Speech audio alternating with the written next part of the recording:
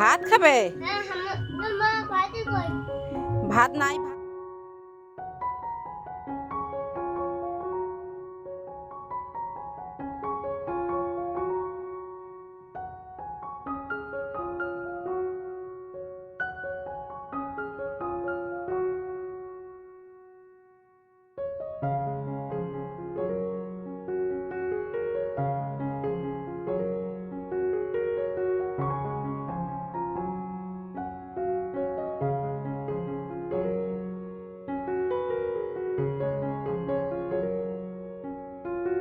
আসসালামু আলাইকুম বন্ধুরা, হাই আমি রেজিয়া। আমার এই ছোট্ট সংসারে তোমাদের অনেক অনেক ওয়েলকাম জানিয়ে আজকে আরও একটা নতুন ভিডিও শুরু করছি। আশা করছি তোমরা যে যেখানে আছো ভালো আছো, সুস্থ আছো, আমরাও বেশ ভালো আছি। আজকে সকালবেলা একদমই স্নান ধান করেই তোমাদের সাথে ভিডিওটা শেয়ার করলাম। তো সকালে কিন্তু অফ ক্যামেরায় চা নাস্তা সমস্ত কিছু হয়ে গিয়েছে, হাজব্যান্ডও চলে গিয়েছে আর কি। তারপরের থেকে তোমাদের সাথে ভিডিওটা শুরু করলাম। আর এদিকে আমার ছেলেটা, আমি তো ভিডিওটা শ্যুট করতে আজকে একদমই মন ছিল না, কারণ আমার ছেলেটার তো শরীর ভালো না, সেজন্য ও কিন্তু খুব কান্নাকাটি করছে।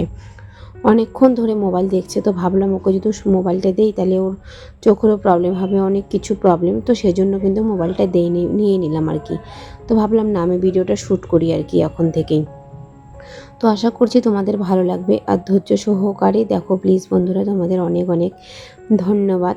আর বিথি আপু আমাকে এত ভালোবাসা দিয়েছে, আমি তোমাকে কি বলবো। আমি না তোমার ভালোবাসাটা প্রথমেই বলে দিলাম, তোমার ভালোবাসাটা আমাকে এতটাই ভালো লেগেছে।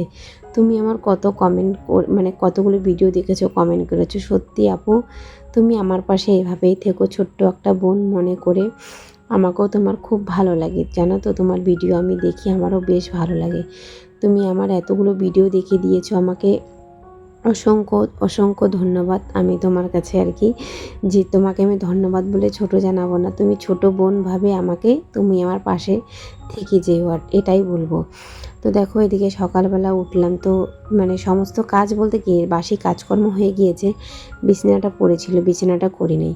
তো ভাবলাম আগে নিজে একটু ফ্রেশ হয়ে নিই, তারপরে আর কি বিছানাপাটিগুলো গুছিয়ে নেব। আর আমরা এই মধ্যবিত্ত সংসারে একটু বুদ্ধি একটু হিসেব করে যদি না চলি, আমাদের সংসারটার মধ্যে কিন্তু অনেকটাই টানা খেঁচা পড়ে যাবে, যেটা সত্যি কথা। তো দেখো এদিকে সত্যিকারে বলতে এই যে এখন চলে আসলাম আমি রান্নাঘরে। আর তোমরা তো জানোই আমি কিন্তু গ্যাসে অতটা ব্যবহার করি না, সেটা কিন্তু তোমরা জানো।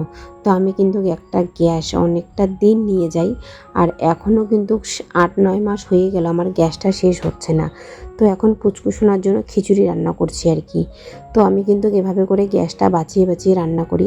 আর প্রেশারের রান্নাটা আমি বেশিরভাগ গ্যাসের মধ্যেই করে থাকি, খিচুড়ি ডাল যখন আর কি গ্যাসের মধ্যে রান্না করতাম তখন। এখন তো বেশিরভাগটা উনানের মধ্যেও করি, আর সকালের নাস্তাটা কিন্তু আমার গ্যাসে হয়ে যায়। আর তোমরাও কিন্তু এভাবে করে ফলো করতে পারো সকালের নাস্তা। তো ডাল আর ডালিয়া বলো, তারপরে অন্য কিছু ছোটো মোটো জিনিস কিন্তু তোমরা গ্যাসে রান্না করতে পারো। এভাবে কিন্তু তোমাদের গ্যাসটা অনেকটা দিন আশ্রয় হবে, আর অনেকটা ভালো সংসারের প্রতি আর কি সেই টাকাটা কিন্তু তোমরা জমা করতে পারবে আর কি। যে গ্যাসের টাকাটা, মানুষের গ্যাস কিন্তু 2-3 মাস গেলেই কিন্তু শেষ হয়ে যায়। আমার গ্যাসটা কমসে কম এই যে 9 মাস চলছে, এখনও পর্যন্ত কিন্তু শেষ হয়নি। তো তোমরা ভাবতেই পারছো যে আমি কতটা কিপটামি করে চলছি। একটা কথা কি বলো তো, আমার এই সংসারটার জন্য যদি আমাকে কেউ বলে আমি কিপটামি চিমোর, সেটা আমি হতে পারি। আমার সংসারটাকে আমি ভালো রাখার জন্য সব কিছুই করতে পারি। তো দেখো আমি কিন্তু খুব কষ্ট করে উনানের মধ্যে রান্না করি, সেটা তোমরা কিন্তু জানোই। আমার স্বামীর তো জাস্ট অল্প একটু ইনকাম, সেই ইনকামে আমি কিন্তু অনেকটাই ভালো ভালো থাকার ভালো রাখার সংসারটাকে চেষ্টা করি। সেই জন্য কিন্তু সমস্ত কিছু আমাদের মহিলাদের উপরেই ডিপেন্ড করে, যে আমরা আমাদের সংসারটাকে কিভাবে করে গুছিয়ে নেব, কিভাবে করে করব, সেটা কিন্তু সবটাই আমাদের উপরেই থাকে। আমাদের হাজব্যান্ডরা শুধু জাস্ট কামাই করে এনে খরচাপাতি এনে দেবে, টাকা পয়সা দিবে। আর এদিকে আমার ছেলেটা দেখো দুষ্টুমি করছে, আমাকে বলছে মা চুলটা ধরো। তাই বললাম বাবা ফেলে দাও। ওকে এই যে সুন্দরভাবে এত সুন্দর খিচুড়িটা হয়েছে, রান্না করেছি ওর জন্য, এত কষ্ট করলাম যে সকাল সকাল খিচুড়িটা খাইয়ে দিই, কিন্তু আমার ছেলেটা খিচুড়িটা আর খেলো না জানো তো। তো যাক, কী করবো, এই খিচুড়িটা কিন্তু আমিই খাই। তো 3 পিস যে মাংস দিয়েছি, সে মাংসটা কিন্তু একদমই ভালো করে সিদ্ধ হয় নাই, আমি কিন্তু কেটে কেটে আমাকে দিতে হতো, তো বুঝতেই পারি নাই আর কি। তো ফ্রিজ থেকে 3 পিস মাংস নিয়ে এসে আর কি দিলাম। তো মাংসটা সিদ্ধ হয়নি, তো ওভাবে করে আর কি পুচকুসোনা তো খেলো না, সমস্তটাই আমি খেলাম, মাংসগুলো ফেলে দিলাম। আর এদিকে চলে আসলাম ভাত বসাতে। তো জাগোকে এখন ভাতটা রান্না করে আর কি ভাতটা খাইয়ে দেব, কারণ ও খেলো না। আর ও কিন্তু খুব দুষ্টামি করছে কয়েকটা দিন ধরে, এক তো শরীরটা ভালো না, তারপরে কি বলো তো মানে মাটি মাটি ধরছে, অনেক কিছু আর কি দুষ্টামি করছে। তো ওকে যে এই টোটোর ঘরটার মধ্যে এখানে রেখে দিয়েছি আর রান্না করছি। ওর কাণ্ডকীর্তিটা তোমরা ভিডিওটা সম্পূর্ণটাই দেখলেই বুঝতে পারবে ওর কাণ্ডকীর্তিটা, ও যে কতটা বড় হয়েছে তোমরা এখন দেখতে পারবে। তো ভাবলাম যে সোয়াবিনটাই রান্না করি, সেদিন হাটের থেকে নিয়ে এসেছিলাম সোয়াবিনটা নিজের হাতে, আর কোয়াশটাও নিয়ে এসেছিলাম, নাহলে কিন্তু নষ্ট হয়ে যাবে, সেজন্য ভাবলাম রান্নাটা করে নিই। আর মাংসটা ফ্রিজে আছে, ফ্রিজেই থাক, ওটা অন্যদিন করবো নি, কারণ এভাবে যদি বুদ্ধি করে না খাই তাহলে কিন্তু জিনিসগুলো নষ্ট হয়ে যাবে আর কি। তো সবজি বাজার যেভাবে আর কি মানে বাজার ঘাট যেভাবে করে আমাকে চলাতে লাগে সেটা কিন্তু আমিই চলাই, কারণ কি বলতো, নাহলে কিন্তু কখন কি মানে তরকারিপাতি নষ্ট হয়ে পড়ে থাকবে ঘরে, দেখতেও পারবো না আর নষ্ট হয়ে যায়। আজকে কিন্তু যেমন কোয়াশটা আমি কেটেছি, অনেকটা কিন্তু কোয়াশ নষ্ট হয়ে গিয়েছিল জানো তো, তারপরে আর কি মানে কেটে কেটে ফেলে দিয়ে তারপরে রান্না করলাম। আর এদিকে মশলাটা করে নিয়েছি বাটনার মধ্যে। তো দেখো বাটনাটার মধ্যে ছোট বাটি না এনে গামলাটা ছিল, সেই গামলাটার মধ্যে আর কি ব্যবহার করে নিলাম। তো কী করবো বলো, এভাবে করেই করতে হয়, বেকার আবার রান্নার জন্য মানে বাটি আবার এক্সট্রা আনবো। তো ভাবলাম এই গামলাটা আছে এটা নিয়েই করি, আমার বাসনটাও কম বের হবে, এইটার মধ্যে দিয়ে হয়ে যাবে আর কি। আর এই সংসারটার পিছনে কত যে হাড় ভাঙ্গা পরিশ্রম আর খাটনি আছে, 2টা টাকা পয়সা বাঁচানোর জন্য। তো কি বলবো বলো, এভাবে করে রান্না বাড়ি যে সমস্ত কিছু করে কিন্তু 2-1 টাকা আর কি জমাতে পারি, সকাল্লাত কিছু হলেও পূরণ করতে পারি। তো এভাবে করেই চলার চেষ্টা করি আর কি।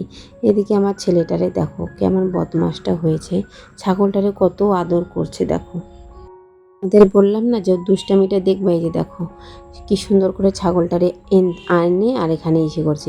এর না জোড়া আর একটা ছিল কালো, তো ওই কালোটা এখন শুনছি মানে যার ছাগল সে আসলো, এসে বলল যে কালো ছাগলটাকে কুত্তা খেয়ে নিয়েছে। তোমাদের বললাম না কালকের ভিডিওর মধ্যে যে আমাদের বাড়ির পেছনে মানে বাড়ির আর প্লাঙ্কনির নিচে আর কি, তো সেখানে কিন্তু অনেক কুত্তা আড্ডা মারে, বেশ পাজি জানো তো কুত্তাগুলো, তো অনেক ছাগলকে মেরে মানে খেয়ে নেয় আর কি এরা।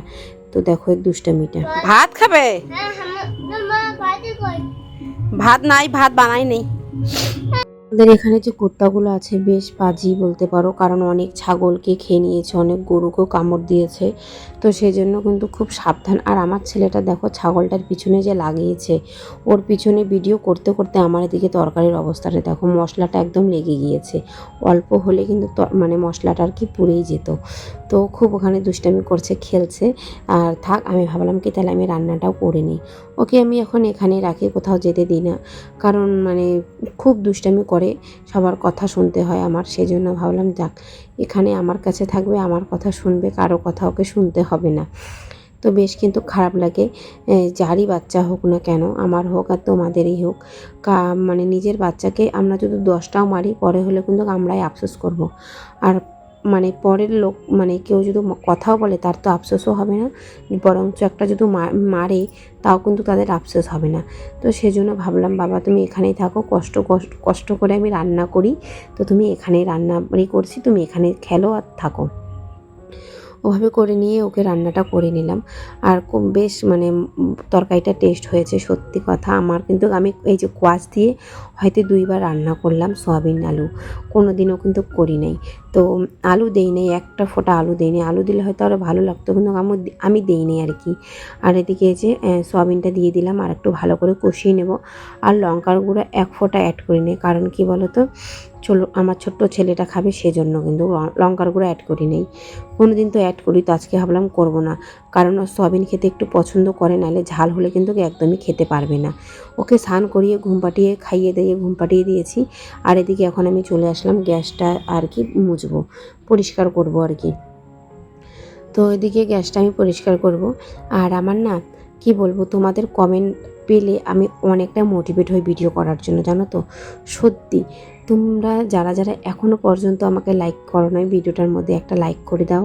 আর প্লিজ নতুন হয়ে থাকলে চ্যানেলটি সাবস্ক্রাইব করে পাশে থেকে যেও। তোমাদের এটাই রিকোয়েস্ট আমার কাছে আর কি, আমি তোমাদের কাছে এটাই রিকোয়েস্ট করছি। তোমরা আমার সেই রিকোয়েস্টটা একটু রেখো, লাইক করে দাও, সাবস্ক্রাইব করে আমার পাশে থেকো, এটাই বলবো। আর যদি পারো তাহলে তোমাদের আত্মীয় স্বজন পরিজনদের সাথে একটু শেয়ার করে দিও। তোমরা কিন্তু আমার পাশে এভাবেই থেকো, কারণ তোমাদের সাপোর্ট ছাড়া আমি এই পথ কিন্তু এগোতে পারবো না। আর ভিডিওটার মধ্যে তো খুব কষ্ট করে আমরা ভিডিও একটা এডিটিং করি, ভয়েস দেই, তার মধ্যে ভিডিও শ্যুট করি। তো তোমাদের যদি ভালোবাসাটা না পাই না, অনেকটাই ডিমোটিভেট হয়ে যায় ভিডিও করতে গেলে, জানো তো। পরে আর কি যখন ভিডিওটা দিয়ে দেই আপলোডে বসি তারপরে। আর কালকে আমার জানি না ভিডিওটা কি হয়েছে, আমি 2টার সময় ভিডিও দেই, তোমরা তো সবটাই জানো। তো দেখো কালকের ভিডিওটা কিন্তু আমার অনেকটাই আগে চলে এসেছে, আমার খুব খারাপ লাগছিল। তো জানি না সেই ভিডিওটার মধ্যে ভালোভাবে ভিউজ দিবেও কি না, কারণ আমার খুব খারাপ লাগছিল, জানো তো।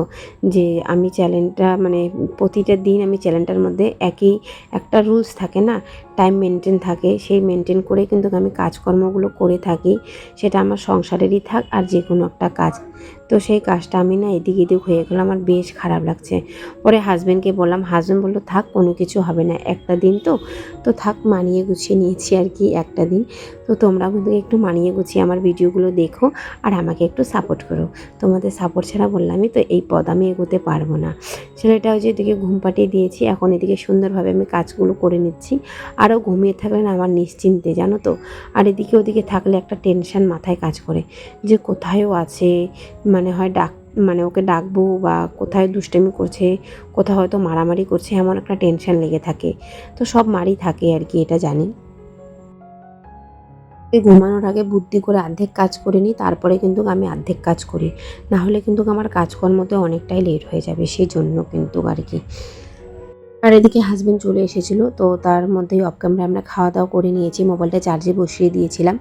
তো ডিম আমলেট করে খাওয়া দাওয়া করে নিয়েছি, তো ভাবলাম যে ডিম আমলেট করে দিই, তো সেই জন্য কিন্তু ডিম আমলেট করে আর সয়াবিনের তরকারি দিয়েই খাওয়া দাওয়া করে নিয়েছি। আর এভাবে করে আমরা বুদ্ধি করে খাওয়া দাওয়া করি, এভাবে করে কিন্তু সংসারটাকে আয়োন্নতি রাখার চেষ্টা করি। তো তোমরা কিন্তু পারলে, আমরা কিন্তু কত বড় লোকে ইসে দেখাই না, যেটা সত্যি করা। তোমরা হয়তো আমার ভিডিওর মধ্যেই দেখো, একদম আমি মিডিল ক্লাস ফ্যামিলি আর কি, একটা বউ। তো মিডিল ক্লাসে ভাবেই আমি সংসারটাকে চালানোরও চেষ্টা করি।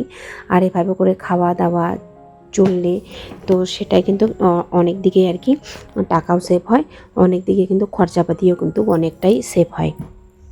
মশলা, পেঁয়াজ, তেল, লবণ সমস্ত কিছুই কিন্তু অনেক দিন আর কি যায়। সেই জন্য আমি এক পথে রান্না করেছি, শুধু এখন খাওয়ানোর সময় শুধু ডিম আমলেট করে নিয়েছি। রাত্রেবেলাও ডিম আমলেট করব, আর নাহলে কোনো কিছু একটা রান্না করব। এভাবে করে কিন্তু আমাদের আজকের খাওয়াটা হয়ে যাবে। আর কালকে দেখি কোনো কিছু একটা রান্না করে নেব। তো দেখো এদিকে সমস্ত কাজকর্ম হয়ে গিয়েছে। আর আজকে সূর্যি আমার অনেকটা দিন পর দেখা পেয়েছি আর কি। তো এদিকে কিন্তু এখন জামা কাপড়টা গুছিয়ে নেব আর তুলে রেখে দেব, এটা গুছাবো রাত্রেবেলা আর কি, যখন টাইম পাবো তখন। এখন একটু সবার ভিডিও দেখতে হবে, কারণ সবার ভিডিও না দেখলে তো আবার ভিউজ আসে না, সেই জন্য কিন্তু ভিডিওটাও দেখতে লাগে। তো দেখো জামা কাপড় কিন্তু বেশ সুন্দর শুকিয়ে গিয়েছে, অনেকটা শুকিয়েছে, কয়েকটা শুকায় নেই, সেগুলো আবার ওদিকে মেলে দিচ্ছি আর কি। তো ভিডিওটা আমি কিন্তু বেশি বড় করছি না। তো আমার ভিডিওগুলো তোমাদের কেমন লাগে অবশ্যই কিন্তু কমেন্টের মাধ্যমে জানাতে ভুলো না। তোমরা কে কোথা থেকে দেখছো অবশ্যই কিন্তু কমেন্টে করে আমাকে একটু জানাতে পারো, তাহলে আমি অনেকটাই ভালো লাগে আমার, যে আমার বন্ধুরা আমাকে কোথায় থেকে দেখছে, বেশ ভালো লাগে, সেই জন্য বলছি। আর তোমরা কিন্তু আমার পাশে এভাবেই থেকো, আমাকে কিন্তু ভুলে যেও না, কারণ আমি একটা ভিডিও অনেকটাই আগে দিয়ে দিয়েছি। তো তোমরা কিন্তু কেউ কোনো কিছু মনে করো না। এদিকে আকাশটা কতটা সুন্দর লাগছে না, এখন নিজের মতো করে একটু সময়টা বের করব। তোমরা সবাই ভালো থেকো, সুস্থ থেকো। কালকে আরও একটা নতুন ভিডিও, নতুন দিনের সবার সাথে দেখা হচ্ছে। আর এদিকে এখন আমার পুঁইশাকের যে গাছটা আছে সেটা তোমাদের সাথে শেয়ার করছি। দেখো পুঁইশাকের গাছটা কেমন একটা হয়ে গিয়েছে, নিচে পড়ে গিয়েছে আর কি। তারপরে এদিকে পুদিনার গাছ অনেকটাই হয়ে গিয়েছে। আজকে যেন টাটা, আল্লাহ হাফিজ। কালকে ঠিক দুপুর 2টোর সময় আবারও তোমাদের সাথে দেখা হচ্ছে একই টাইমে। এখন একটু নিজের মতো করে একটু টাইম বের করব। তোমরা সবাই ভালো থেকো, সুস্থ থেকো, আল্লাহ হাফিজ।